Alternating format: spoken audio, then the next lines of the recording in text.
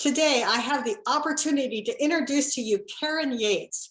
She made a massive career change when she left a biotech company as a senior scientist, and she jumped into something entirely different, which is absolutely fascinating to me. So I'm hoping that, Karen, you will share with us what your life was like as a scientist, and then you can explain what you're doing today. Sure. Well, first, I'd like to say, Nana, thank you so much for having me. It's great to be here talking with you. Thank you. Yeah, so as a scientist, I worked as a chemist. So I was in the lab every single day, you know, goggles, white coat, the whole 9 yards, rubber gloves, in front of a chemistry hood every day. And my job was really to find new medications. So I was the frontline chemist here. So, you know, the biologists have an idea. Oh, look, we want to go after this target. And the chemist would do some reading, research work and say, okay, well, this is what's known. And we think if we go, you know, make something like this, or oftentimes we'd start with something that was already out there, a medication that maybe was there, that maybe it was a dirty medication. So it might hit this target, but it hit, you know, 10 other targets. And so there's a lot of side effects. So we might start with that, and we'd start to make modifications on the molecule itself. And so we'd go in and we'd have to figure out how to make it. And sometimes it was simple, and sometimes it was definitely not simple. And we'd get to the end, hopefully, not always. We'd put it in a vial, and we'd give that to the biologists. The biologists would test it, and then they'd come back to us and they'd tell us, oh, this was good or this was bad. And we'd go and we'd start the whole process again. If it was good, we're like, okay, well, now we're gonna try something else here, see if that's any better. If it's bad, we're like, oh, we don't wanna go that way. Let's try something else. So it was a very iterative process, and no guarantees and what will work and what won't. Chemistry is a very fickle science where there's not a roadmap always. Like, you can follow a lot of what was done previously, but you have to be a little creative sometimes, because the molecules sometimes have a mind of their own. That's phenomenal. So you're actually looking through a microscope at the molecule. Is that what you're doing? No, that would be so wonderful if we could. Because they're so tiny, we have to use other analytical techniques where we can't actually see the molecule. Very, very seldom do you actually see what you make. So you use different spectroscopy elements to look at it. One of them is called NMR, so nuclear magnetic resonance. And you put it in this giant magnet, and different spins will give you different signals, and you have to interpret this and say, yes, this looks like what I'm trying to make, or no, this doesn't. And so we use a couple of these tools to say, okay, everything says that this is what I should have made, and it looks right, and we go with that. Occasionally, very, very occasionally, something strange will happen.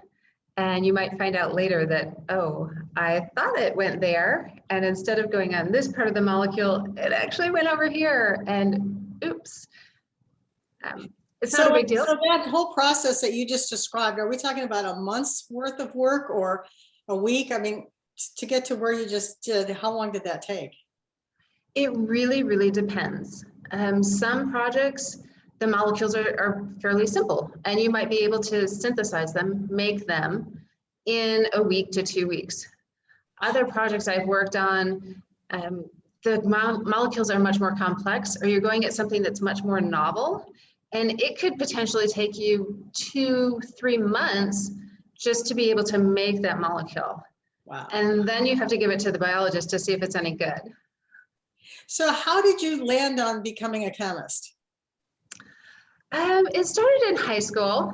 Well, actually probably started like junior high. I had been to a Catholic elementary school, and there was very, very little science taught in there. You know, they focused on the math and the reading, some social studies, but no, very, very little science. And so I went to a public junior high, middle school we call them now. Yep. And there's science classes. And I'm like, oh, wow, this is cool. I really like it. It just kind of jived with my personality, my liking of logic.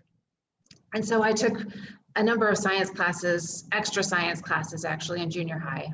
High school, I continued the same trend and just really got into science. I just liked science.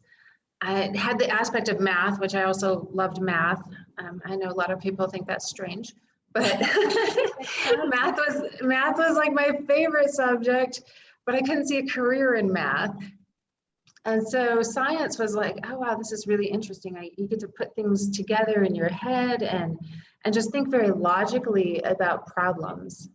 And so in high school, English class, actually, I had to write a paper, a long research paper. I think it was like 20 pages. And at the time it was the longest I'd ever written. And I ended up doing my research paper on genetic engineering, which at the time was pretty new science. Like there wasn't a lot going on with it, or there was a lot going on, but a lot had not been discovered yet.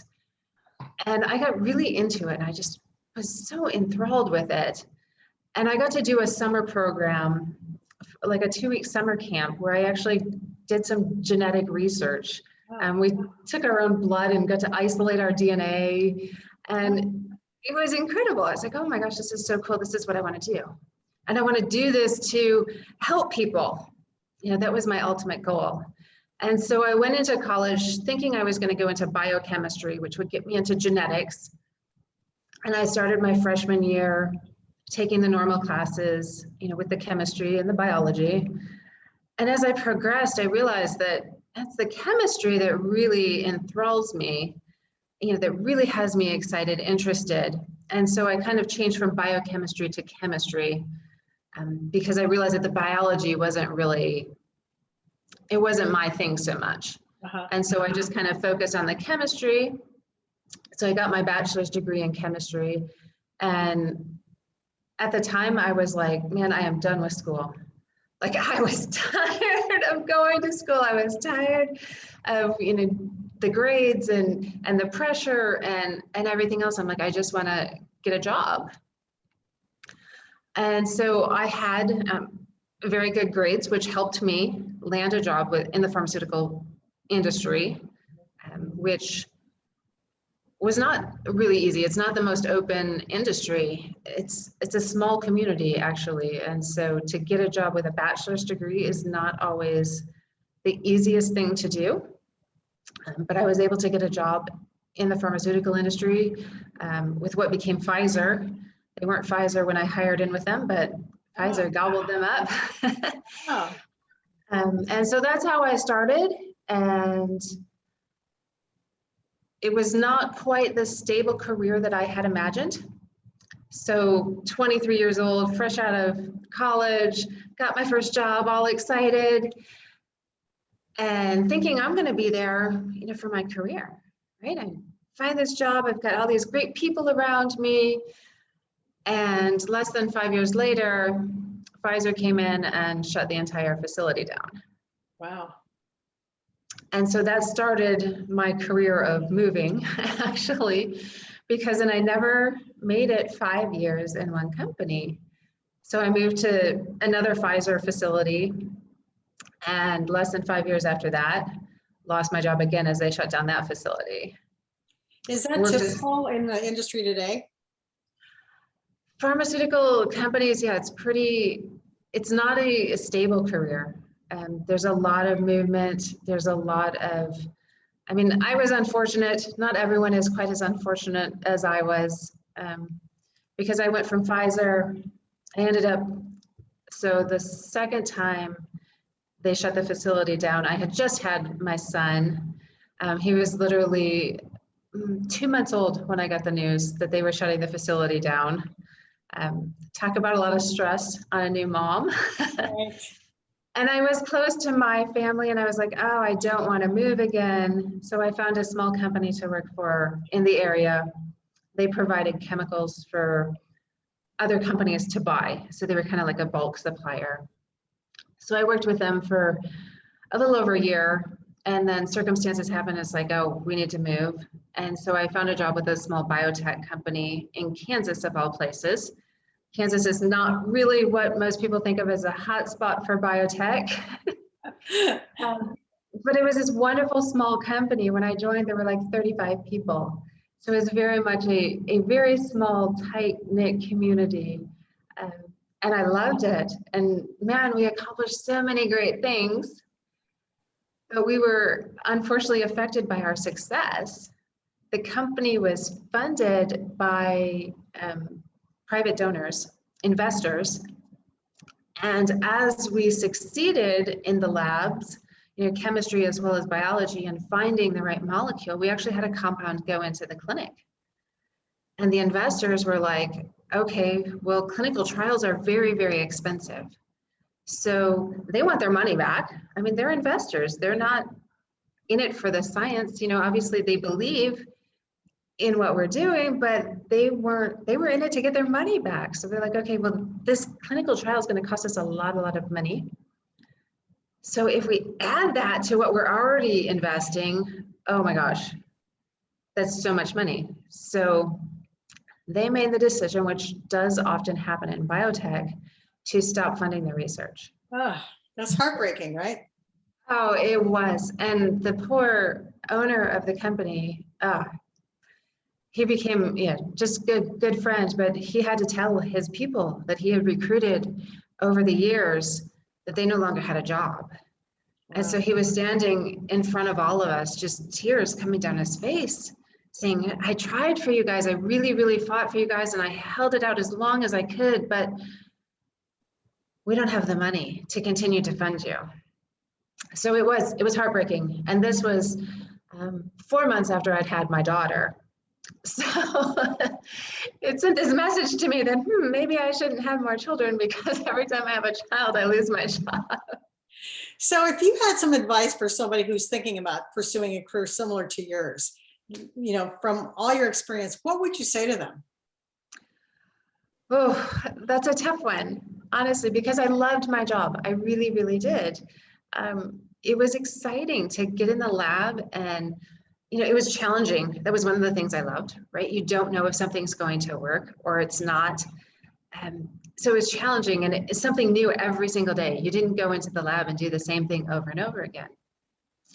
However, career path-wise, it was also challenging to lose my job over and over. I mean, it ended up 3 times I lost my job, and almost a 4th time. We moved about 6 months. I made a choice to go back to that biotech company, actually.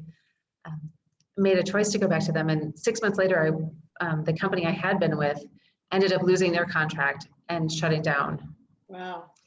So it's a little bit tricky, because as much as I loved chemistry, and as much as I believe in it, in the work that chemists, especially pharmaceutical chemists, do, like I've thought about it, I'm like, man, would I want my children to go into it? Right. And my response is no. Just because of all of the moves, all of the job losses, it was very, very heartbreaking to do that. And for me, it ended up, it was always the people that I missed. The work you could do someplace else, but it was always the people. So you'd make these connections, these relationships, these working friendships, and then the facility, would shut down, or, they'd stop funding research, and everyone would scatter, because everybody's trying to find their own way, their own, they have to find their next job. Yeah. And so it was heartbreaking to do that. And so there are other fields in chemistry that are not as unstable as the pharmaceutical industry. I see. There's a lot of other, and even the process chemists, so the chemists that take the molecule that they know they want to make on larger scales. And so they're going to make it in larger and larger batches, and potentially even get it into human dosing. Process chemistry is more stable, because companies will keep that around, because even if those facilities are very, very expensive to build. And so they're less likely to shut those facilities down, because the equipment is very specialized and very, very large. So for a large pharmaceutical company to make the decision to close a research facility, that's one thing. For them to say that they're going to close a process facility is another level of decision making, another level of expense. And so it's not saying they don't close down process facilities, they do, but it's not as common of an occurrence. Wow, that's huge advice. Very good. Thank you. Yes. Okay, so let's talk about you transitioned to, let's talk about how you got to where you are today and what you do today. Right. So when we moved back to Kansas, we had 2 children at the time. Our daughter was, what, about 3, 4? No, actually, she was 5. I'm sorry. She was 5. And we were so excited. One, I was going back to a community. Some of the same people came back. I mean, that's how powerful this company was. That's how powerful the head of this company was. He was able to attract people back to him that he had to let go. I mean, that really says a lot about Dan Flynn, the founder of the company, that he had created such a culture that even though he had let people go, people were willing to come back. Mm-hmm.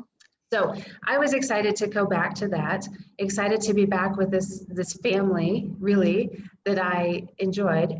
But we were also super excited because we knew we were 12 hours away from Denver. It was a 12-hour drive to go to Denver, and we love nature. We love the mountains. And so we were like, oh my gosh, this is incredible. So we moved at the end of 2017. And in 2018, we planned out every single one of my vacation days. And we were like, okay, if we use Memorial Day, we can take, 2 days off and we can get a 5-day weekend. And this is going to be incredible. So we planned them out, and we ended up going to Colorado 3 times that year. And we also spent a week in California. And it started me realizing that spending all of this time in nature with my husband, with our 2 kids, that I was missing out. And it was like this blow to me that, oh my gosh, my kids are getting bigger. I don't get to spend much time with them because while I loved my job, it was not really a 9-to-5 job. And I was in the lab at 7, and I would be leaving 4:30, sometimes 5 o'clock if something went awry in the lab. So it's not like you can say, oh, my 8 hours are in and I'm done. It's not like you're on a call center and you can just say, nope, I'm not answering another call. No, sometimes you literally have to stay, because if you don't, you're throwing away weeks or sometimes months of work, and you just can't do that. It sets you back so far.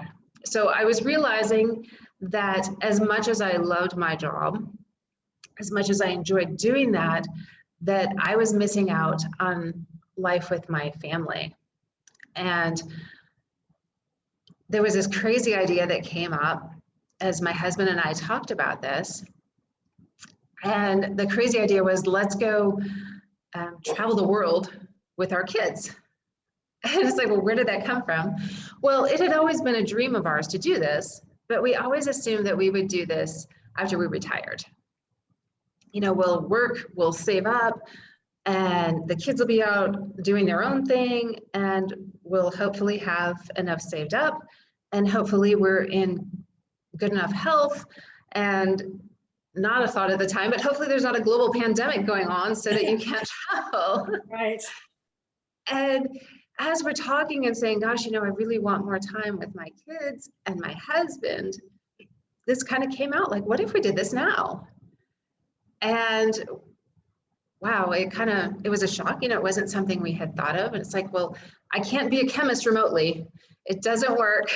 Right. So I can't do this job remotely. What do I do? How do we make money? And so we started brainstorming and thinking, and we're like, gosh, we just really felt compelled to do this. It was like this draw, like, oh, we have to make this change. And so we kind of just dove in before we had everything figured out. We're like, okay, we committed to doing this, and we started divesting ourselves of everything we owned, which was a little insane. And what did your husband do at the time? What job was he leaving? So he was in between. He had spent a lot of time in the entrepreneurial route, trying different things. And when we moved to Kansas, he didn't have anything at the time. And that is actually another factor that came into it. He was looking for a job, looking for what his next role would be. And one of the things that he had been exploring was actually truck driving, which sounds a little bit odd from an entrepreneurial standpoint, but his brother had just started doing this and was making really, really good money, like right off the bat.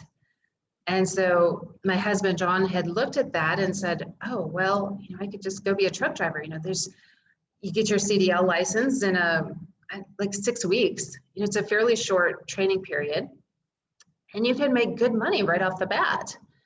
And we talked about it, and he had explored it, went and talked, found a school, found a company that would pay for him to get the license, all of this.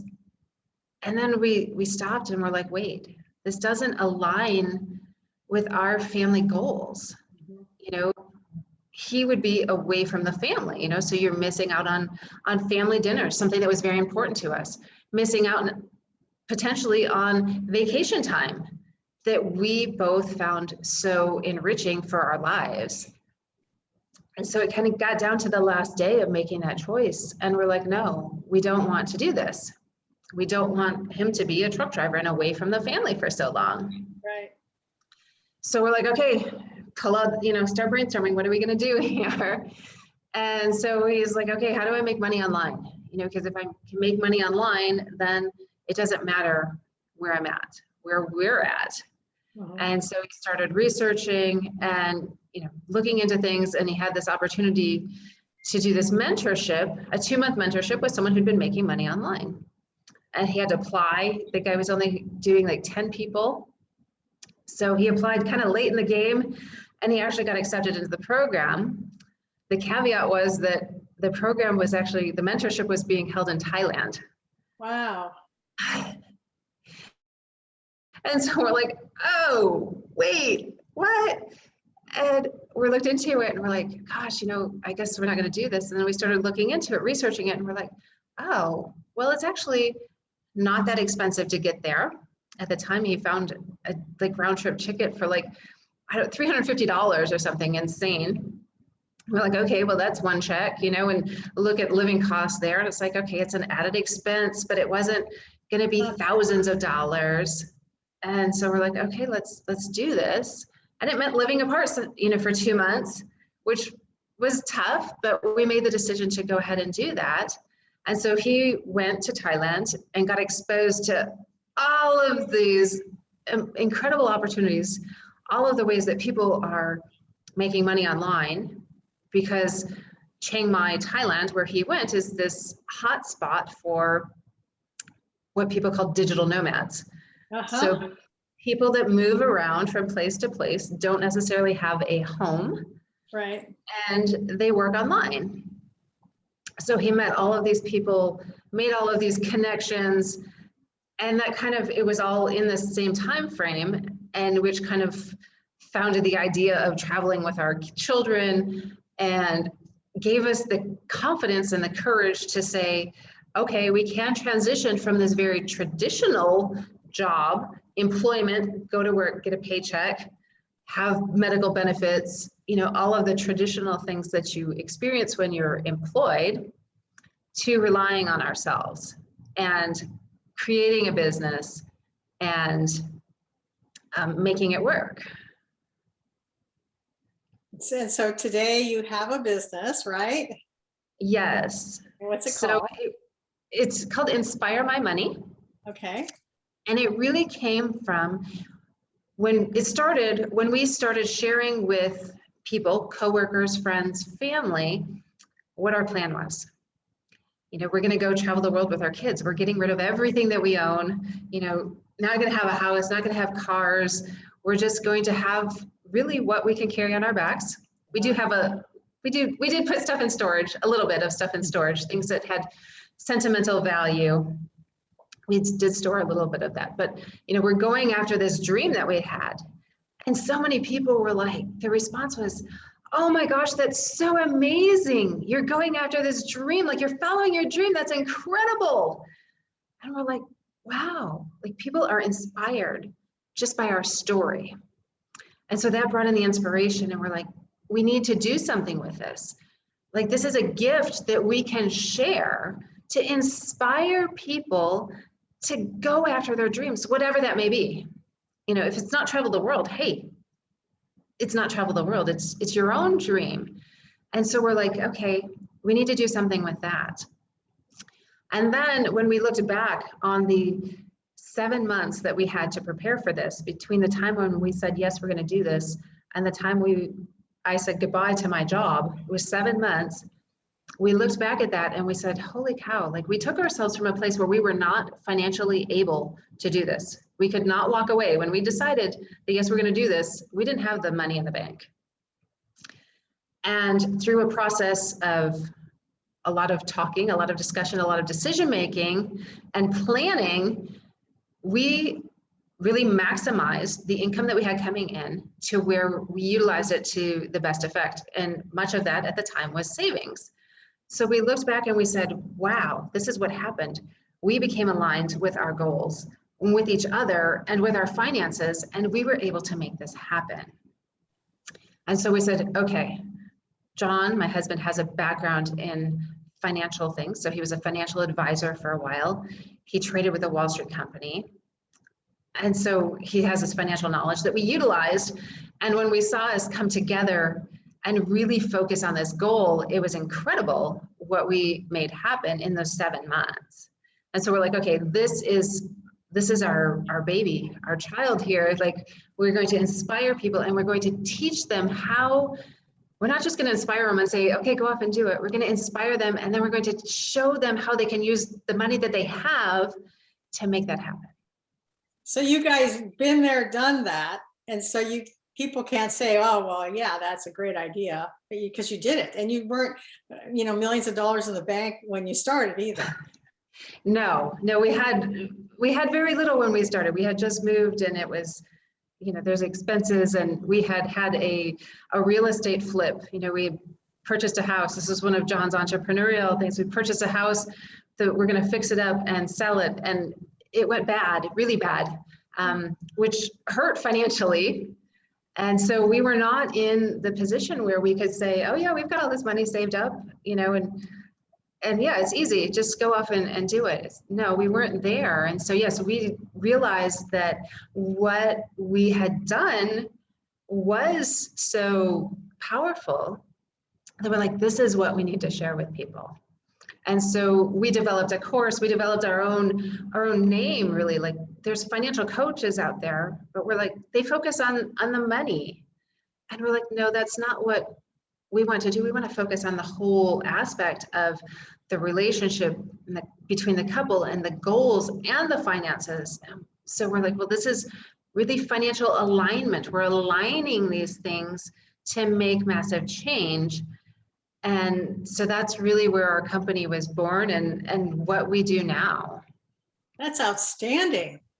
That's really cool, because yeah, so many people just assume that they could never do something like this, and they wouldn't know how without your help. Yes. And the reality is it's not, the finances become the easy part, in all honesty. Yeah. Once the goals of the relationship, the communication is lined up, the finances actually become the easy part of it. And because it's not a conflict then between two people, they're on the same page. And once you get to that place, those decisions become so much easier. And so we provide the knowledge then so that people know which path, which decisions make the most sense financially. But it's not this conflict where husband is fighting with wife that, I want to do this, and no, she says, I want to do this. No, it becomes like, okay, we are doing this together. And that's where we see like this just incredible synergy with everything coming together and making just incredible changes. That's just beautiful. That's really, really cool. And so that's the name Inspire My Money, because the inspire part is the dream, and then you figure out how to make the money, make the dream happen. Exactly. But do you have like a checklist for people so they kind of know step by step what to do? We go through, so we have a whole program, videos and activities and spreadsheets, and then we also do one-on-one coaching with them to kind of help through that.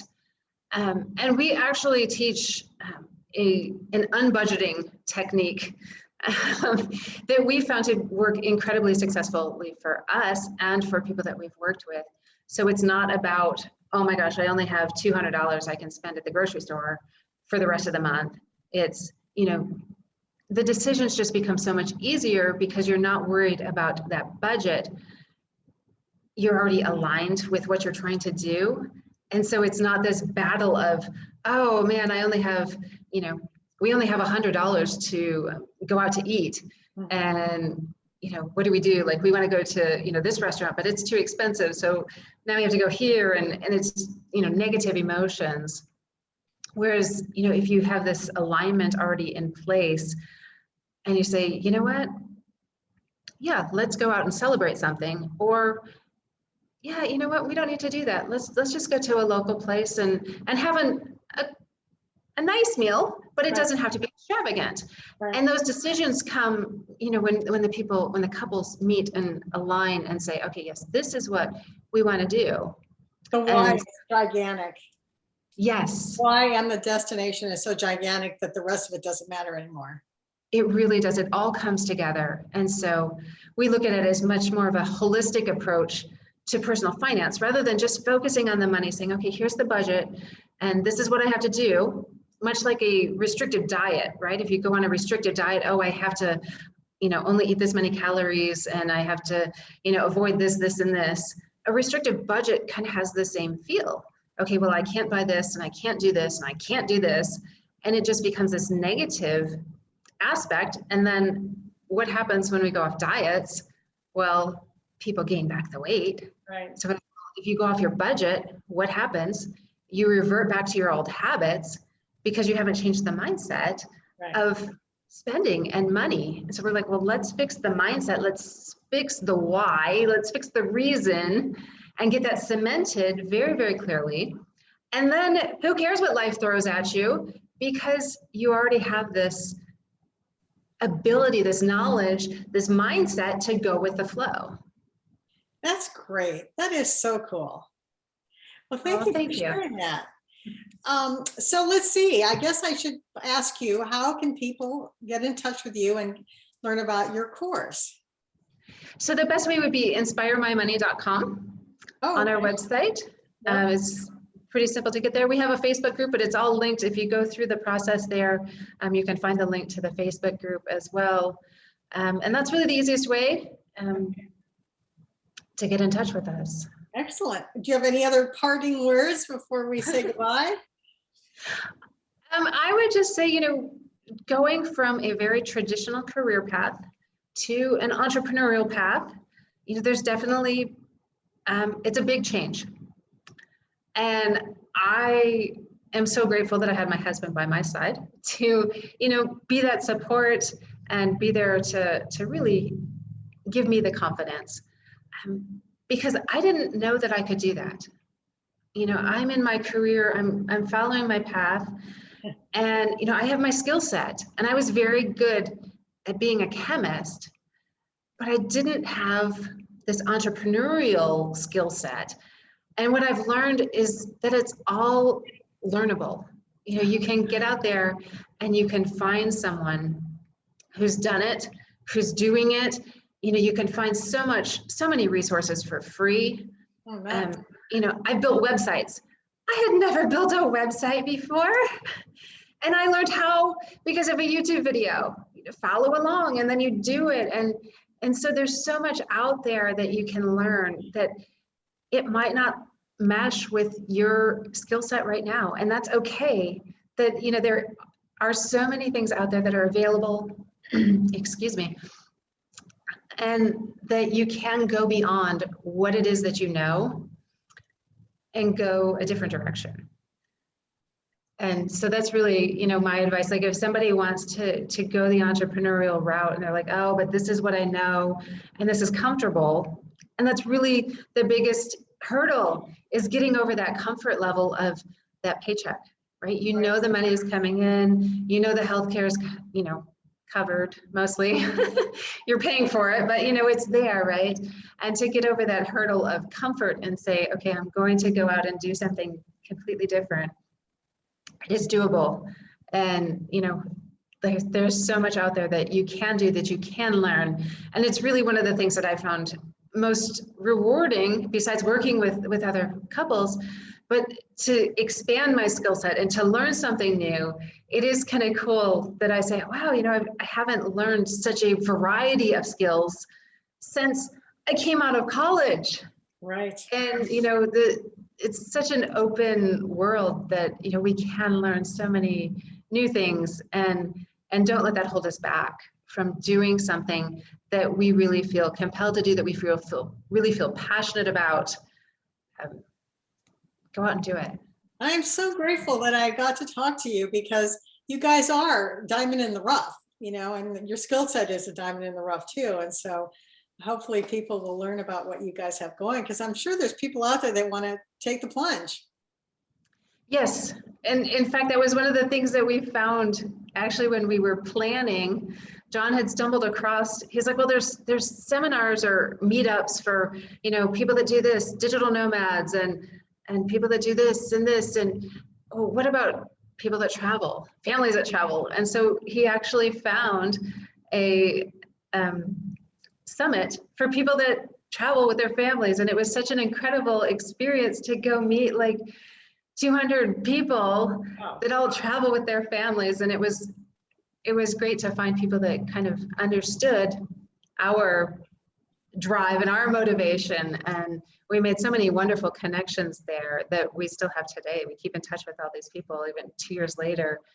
They became kind of our new community, because we don't have next door neighbors that stay the same. You know, we move around. And so it's wonderful to have that community. But there are people out there that are doing it. There are people that have done it in the past, and I give them super big kudos, because they were doing it before the online world existed. And so they had different challenges on how to create an income, and different challenges on like, oh, I don't have Google Maps on my phone, because guess what? Cell phones weren't around then. So, I mean, you know, props to them for actually, you know, forging the path and showing, you know, us that it's really possible. And, you know, we enjoy that, all of the easier things now that we can't do Google Maps, and we can book a place online and all of these things. But there are people that are doing it, and it is possible. And so yeah, that's really what I want to say. Today, do you care to share with us where you are now and where you might be headed? Yeah, so we ended up being in Vietnam when COVID hit. Wow. We came in on a 3-month visa, and we were in month 3 of that 3-month visa. And we had, just a quick story, we had a 24-hour notice that Malaysia, where we were headed to next, was shutting down their borders. And so we looked, and there was one flight that we could have tried to get on. And we were like, oh man, do we try to change our tickets, or do we try to extend our visa? Right. And it was nail biting. I'm not going to deny that. It was very stressful at the time. And we made the choice to try to stay in Vietnam. And we were able to get our visa extended, which was phenomenal. Good. And so we stayed in Vietnam the entire time of the pandemic. We're still here now. And we want to move on, but at the same time, we're not vaccinated yet. And the freedom of international travel, we're seeing it really does help when you're vaccinated. So we're not certain how much longer we'll be here. We found a wonderful community where we're at right now of a lot of Western families. So it's hard to like uproot our kids from having friends that they could meet on the beach and interact with. But we're not sure. We're kind of thinking that our next plan will probably be to go back to the States just so we can get vaccinated, and then potentially go to like Mexico, Central, South America, and kind of stay in that time zone. Because I will say, being on the opposite side of the world, time zones, you know, working with people in the States, we work early and we work late. because that's when we can connect with people. So Right. being on the same side of the globe for a while would make things a little bit easier on Yes. us in that sense. Well, you're a real trooper, because I know it's 6 a.m. there and it's late afternoon here. So thank you for getting up early to talk with me. And I look forward to hearing more of your travels, and I'll certainly check out your website and go from there. Well, thank you so much for having me, Donna. It was wonderful talking with you and sharing my experience. And it really is my hope that, you know, I do inspire someone to think maybe there is a different path for me. Absolutely. And maybe it's not this comfortable path that I'm on right now. And, you know, if somebody else can do it, maybe I can at least start thinking about it and exploring that. Yeah, it's really inspiring, that's for sure. Okay, my friend, you take care. All right. Thanks again. Thank you. Bye.